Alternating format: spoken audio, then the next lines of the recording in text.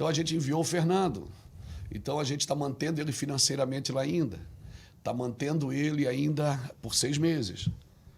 Né? Daqui a pouco, acabou os 6 meses, o Fernando agora ele é emancipado. Ele carrega o nome da casa, ele carrega o coração da casa, ele carrega a visão da casa, mas ele é emancipado. Por quê? Porque ele precisa desenvolver. Senão, a gente vai ficar a vida inteira só cuidando. E é isso que Jesus fazia.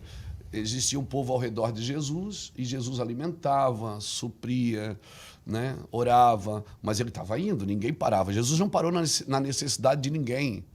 Jesus não parou na doença de ninguém. Jesus não parou na crítica de ninguém. Ele cuidava, fazia toda a assessoria ali, ajudava, mas ia. Né? Então, às vezes, é claro que o líder que cuida para a igreja local ele é melhor que o líder que direciona. Porque nasce uma criança, você está lá. Tem uma festa de 15 anos de algum membro da igreja, você está lá celebrando. Tem velório, você morreu alguém, você está lá.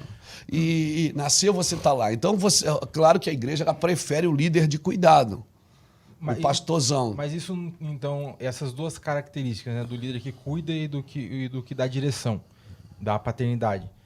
Isso não são 2 atributos que tem que estar numa paternidade, numa paternidade? Exato. Então, acho Só que assim, ela tem que desenvolver, porque eu não posso cuidar a vida inteira.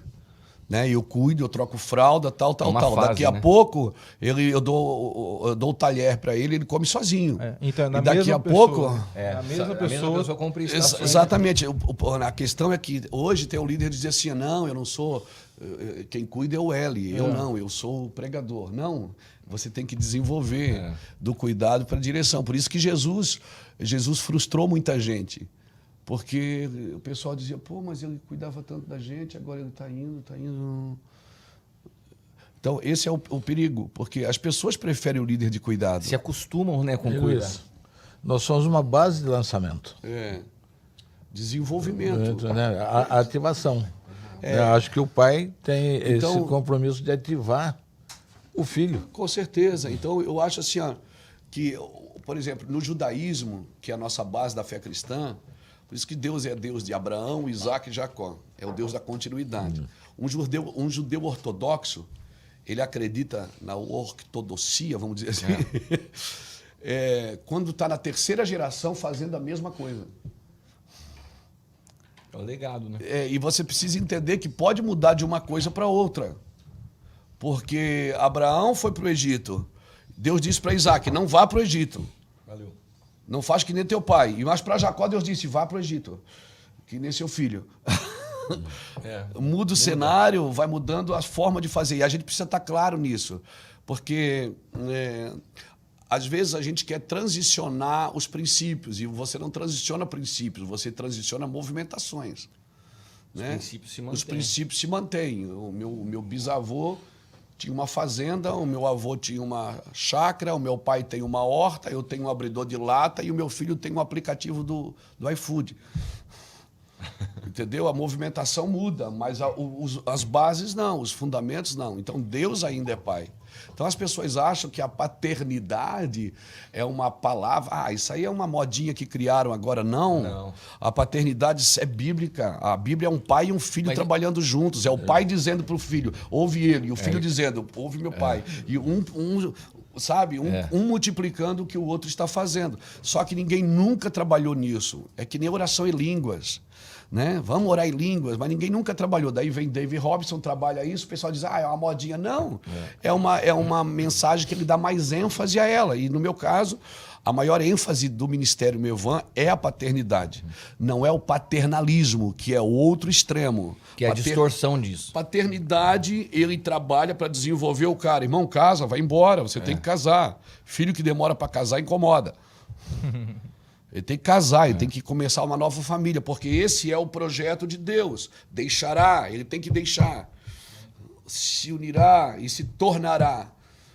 Então ele tem que deixar. Então, assim, eu trabalho para os meus filhos casarem, para gerarem filhos, e os filhos dos meus filhos casarem e que gerem filhos. Esse é o propósito da continuidade. Então, hoje nós vimos uma igreja que ela é poderosa no rompimento, mas ela tem dificuldade na continuidade. Por causa do quê? Da paternidade que direciona, que dá destino. Então, assim, ó, é aquilo que nós estávamos falando na mesa ontem. Você tem filhos, assim, irmãos, que a gente chama de irmãos, mas na realidade são filhos. Por que a gente acha que é filhos? Porque estão multiplicando a mesma coisa.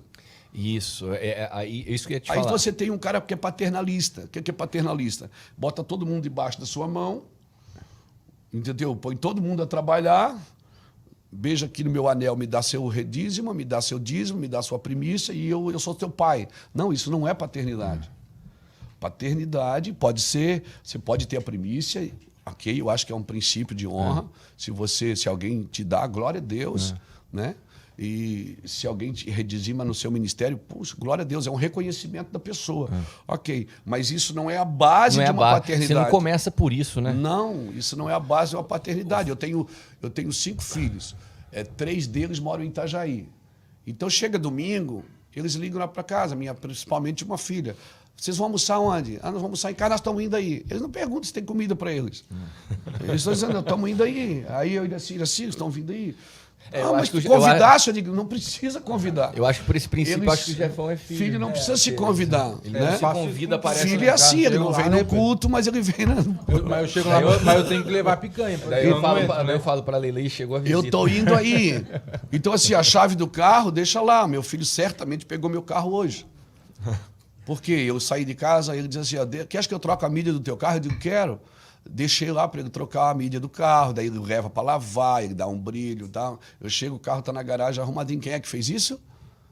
Foi ele. Entende? Então, assim, o filho não precisa de convite. Ele não precisa, porque essa formalidade, entendeu?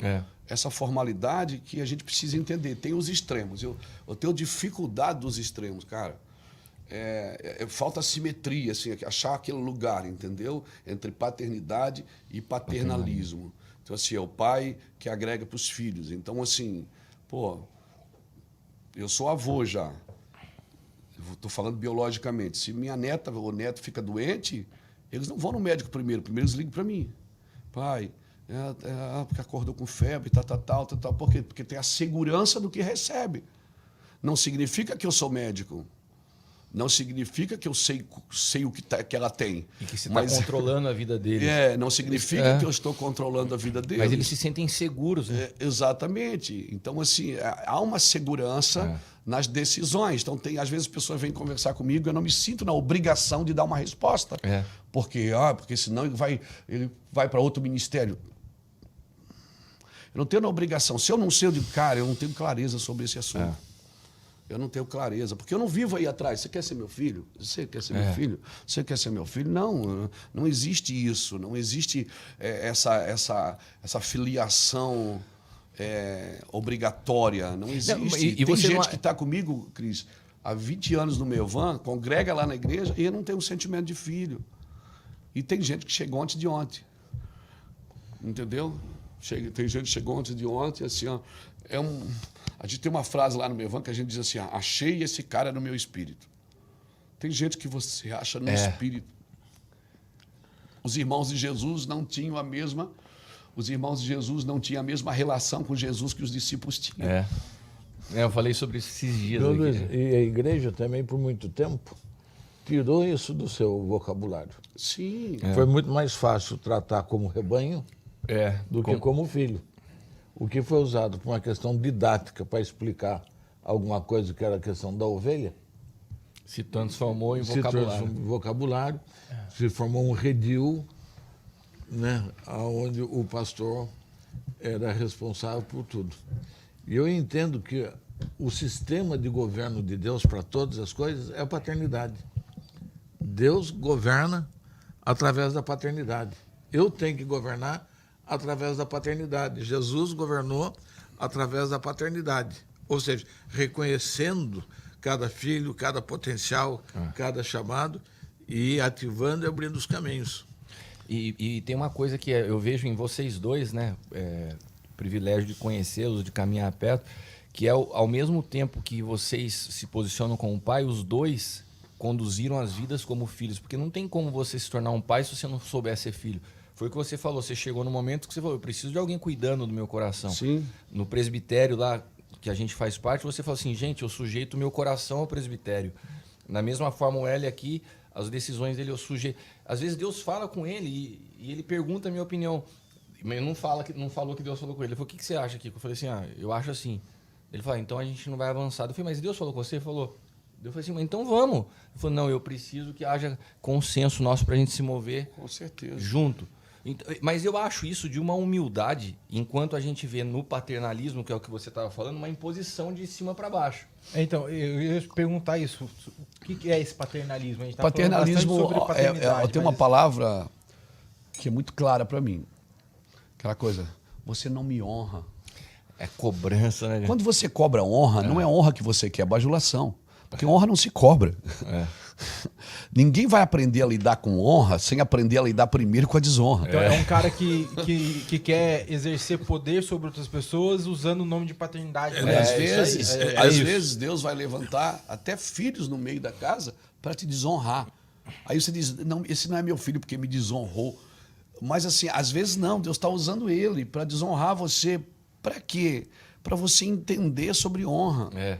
Ninguém vai entender o reino dos céus sem entender as trevas. Então, essa cobrança de honra, porque a honra hoje virou muito business, né? É. A honra não é mais um princípio de honra. A própria paternidade, né, Luiz? O que Dentro quando da- honra virou quando é que pix, você me né? honra? Quando você multiplica o que eu estou dizendo e Exato. fazendo. É.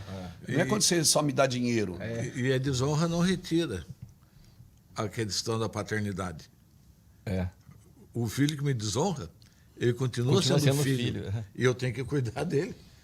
Não tem alternativa. Então, assim, ó, Né? a paternidade, aquele cara, ele não recebeu só a herança do pai. Ele não recebeu só a herança, ele recebeu amor. Por quê? Porque quando acabou o dinheiro da herança, ele pensou, na primeira pessoa que ele pensou foi quem amou ele.